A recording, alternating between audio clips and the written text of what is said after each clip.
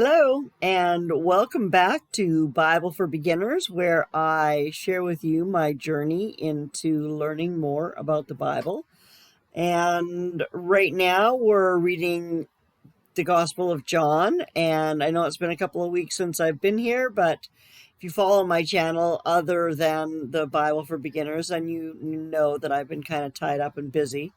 So, and also my life's been kind of flipped upside down. I now get up much earlier than I used to and go to bed much earlier than I used to. And so my doing my Bible studies at 10 or 11 o'clock at night is not working because by that time of night I'm exhausted and I'm sleeping in my chair. So I'm going to try going a little bit earlier tonight, but we're going to go ahead and dive right back in. And thank you so much for coming back and hanging out with me and for being patient during my absence. I really do appreciate it, and I appreciate you. And every single time that you come in here, I appreciate it. So let's go ahead and turn this on. We'll hide me, and we'll dive right into John chapter 6, verse 1. After these things, Jesus went away to the other side of the Sea of Galilee, or Tiberias.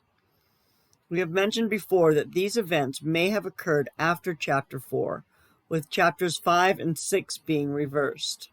If that is the case, Jesus started this chapter in Capernaum rather than Jerusalem. Interesting. In Mark chapter 6, we learn that this followed the sending of the disciples out to minister and evangelize in the cities of Galilee. They were together going to have a time of rest and review. So Jesus and his disciples went across the Sea of Galilee. In Mark chapter 6, we read that this was for a time of rest, but the people would not allow him to rest. John chapter 6, verse 2, and a great multitude was following him, because they were seeing the signs which he was performing on those who were sick. The beginning of the earthly ministry of Christ is marked by people seeking Jesus for the wrong reasons. They want to see the spectacular, the signs and wonders, rather than hear the truth. A side note, Jesus in his humanity, along with his disciples, needed to get away for rest, but the people pursued him even to the other side of the Sea of Galilee. Mark chapter 6, verses 32 to 34 tells us that while the people sought out Jesus for his miracles, intruding upon this time of much needed rest. But Jesus' response to them was a response of compassion, leading to the teaching of Bible doctrine. Mark chapter 6, verse 34. And when he went ashore, he saw a great multitude, and he felt compassion for them, because they were like sheep without a shepherd, and he began to teach them many things. A few principles from John chapter 6 and Mark chapter 6. The people came with their own expectations. Second, Jesus had compassion on them. Third, the thing that initiated his compassion was that they were sheep without a shepherd. There was no one to lead them or protect them or care for them. This is the person outside the provision that God has made. This situation invoked compassion in Jesus yet today. Yet today we have so many believers who choose not to be part of God's provision in this dispensation, the local church and its teaching ministry.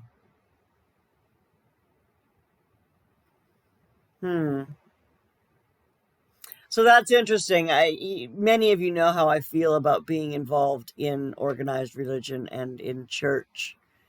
And,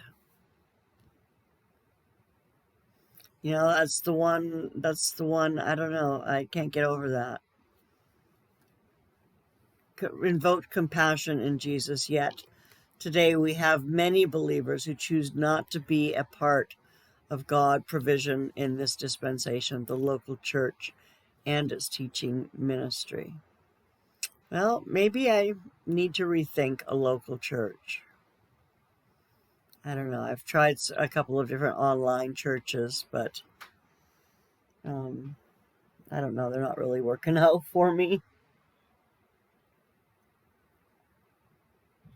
I guess they study things that are beyond my understanding.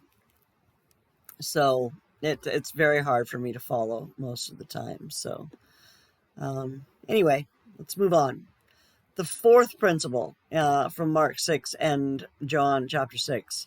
From compassion, Jesus taught them. They came with their own expectations, but got something else. They were taught, and that was what they needed. In the same way today, we have many people who come to Bible class with their own expectation, and what they get and what they need is something else. We are all sheep. We need a shepherd. We need to be taught the Word of God. And the fifth principle here, the greatest encouragement for someone gifted as a communicator is to encounter people who want to be taught Bible doctrine. This will invoke compassion every time.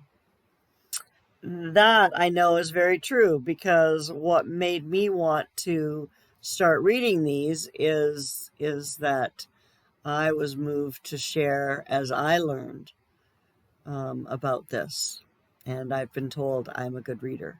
So the sheer numbers of the people may cause some to doubt these events. Verse 10 tells us there were 5,000. But John tells us that the Passover was near, and many of these would have been traveling to Jerusalem from Galilee and places further north. John chapter 6, verses 3 and 4. Then Jesus went up the mountain, and there he sat down with his disciples. Now the Passover, the feast of the Jews, was at hand. So with that, we have the people involved in this account. The multitudes who, for the most part, are there for the wrong reason, the disciples, and Jesus. We move on to the problem. John chapter 6, verses 5 to 9. Jesus, therefore, lifting up his eyes and seeing what a great multitude was coming to him, said to Philip, "Where are we to buy bread that these may eat?" And this he was saying to test him, for he himself knew what he was intending to do. Philip answered him, 200 denarii worth of bread is not sufficient for them, for everyone to receive a little. One of his disciples, Andrew, Simon Peter's brother, said to him, "There is a lad here who has 5 barley loaves and 2 fishes, but what are those for so many people?" The problem is quite simple. No food for the 5,000. But what we see in this dialogue is that Jesus gives his disciples an opportunity to come up with a solution. I imagine every disciple got into the act of making a suggestion. Mark 6, chapter 6, verse 36 tells us that some of the disciples wanted Jesus to stop teaching the people, send them away so the people could travel to the villages and get food. This was a suggestion of distraction. The disciples saw Jesus set the word and service above his need for food. Man shall not live by bread alone, but by every word that proceeds out of the mouth of God. The need for food is a human limitation, and we must never let normal human limitation, daily needs, come before the teaching of the word. Jesus asked Philip for a suggestion, and Philip quickly checked with the treasurer, Judas, and found out that they have 200 denarii in the account, about $40 nowadays, and did some quick calculating and realized this was not enough even to buy bread, much less 5,000 full meals. Philip looked at the problem analytically, count the money, make the deductions, and come up with no solution. Philip, like many of us, looked at things very practically, but without faith. However, he was willing to empty the treasury in order to provide for others. Then Andrew brought to the Lord a young boy who was willing to give 2 fish and 5 loaves of bread. What is Jesus going to do with this gift? He is going to multiply it to be a blessing, a benefit for many. Bear in mind that very few of the 5,000 would have ever known that their evening meal started with the small, seemingly insignificant gift from a young boy. John chapter 6, verse 10. Jesus said, "Have the people sit down." Now there was much grass in the place, so the men sat down, in number about 5,000. In Mark 6, sorry, I didn't take it out yet. David hates this clock because it chimes every hour for the entire month of December. Plays a different song every hour too. Sleep in heavenly peace. Anyway, sorry about that. In Mark chapter 6, we are told the people sat down in groups of 50 to 100 and sat in banquet style, just like they were sitting down for a fine festive feast, and they did so by faith. Put yourself for a moment in the place of one of the 5,000.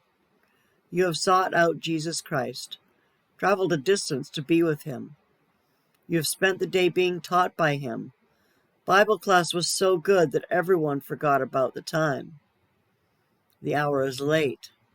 There is no food except for a few loaves and a couple fish. And now Jesus is telling you to sit down in banquet style on the ground. This scene has always reminded me of the story of George Muller.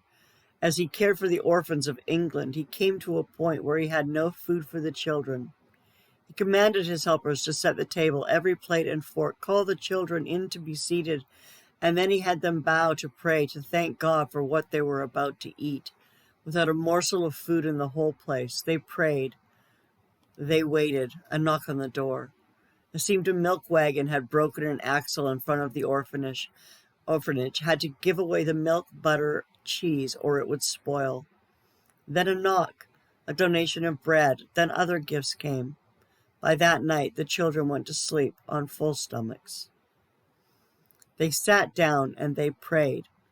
Nearly 2,000 years earlier, Jesus also prayed over an insignificant amount of food, and the one who would make a dairy wagon break down in front of George Muller's orphanage did not need a dairy wagon.